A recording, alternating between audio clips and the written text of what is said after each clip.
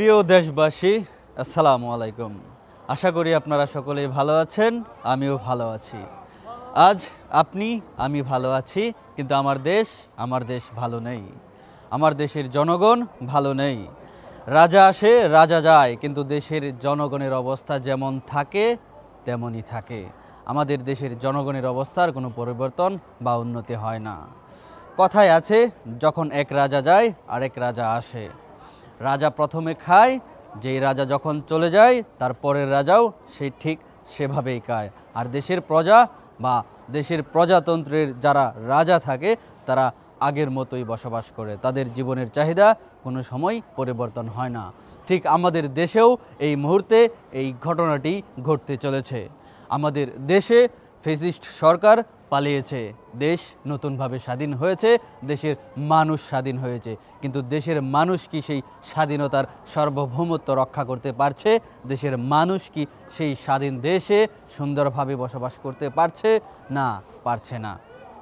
দেশ স্বাধীন হয়েছে, দেশে বন্যা হয়েছে, বন্যা হবে। কিছু মানুষের কাছ থেকে টাকা সংগ্রহ করে ব্যাংকে রাখবে, আর কিছু মানুষ আসুন্না ফাউন্ডেশনের মতো ফাউন্ডেশন গড়ে দেশের মানুষের সহযোগিতায় সবসময় এগিয়ে আসবে।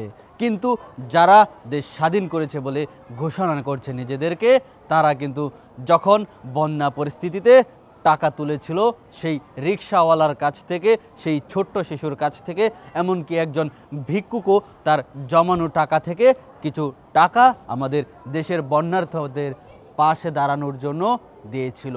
কিন্তু সেই টাকা আজ কোথায় সেই টাকা রেখেছে সমন্বয়করা? যারা সেই টাকা সংগ্রহ করেছিল তারা আজ কোথায়? তাদের এই টাকার কি হিসাব দেওয়া হয়েছে? তারা সেই টাকার হিসাব আমাদেরকে দিচ্ছে না। বর্তমান সময়ে আমরা যতটুকু জানতে পেরেছি, তারা সেই বন্যার্থদের টাকা ব্যাংকে জমা রেখে অডিট করিয়েছে। আসলে আপনারা অডিট করে কি বোঝাতে চাচ্ছেন?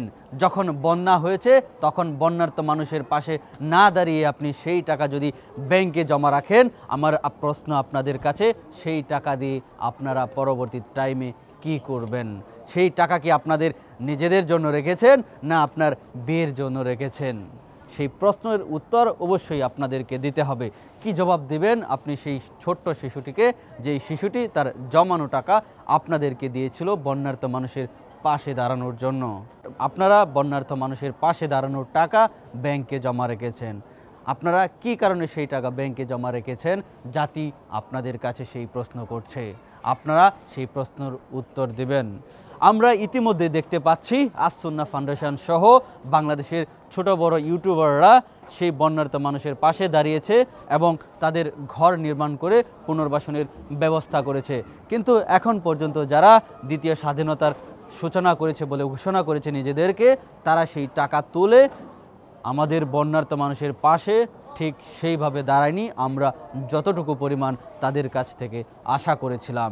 আমরা আশা করব আপনারা সেই টাকার হিসাব এবং সেই টাকার যথাযথ সদ্ব্যবহার আপনারা অতি শীঘ্রই করবেন।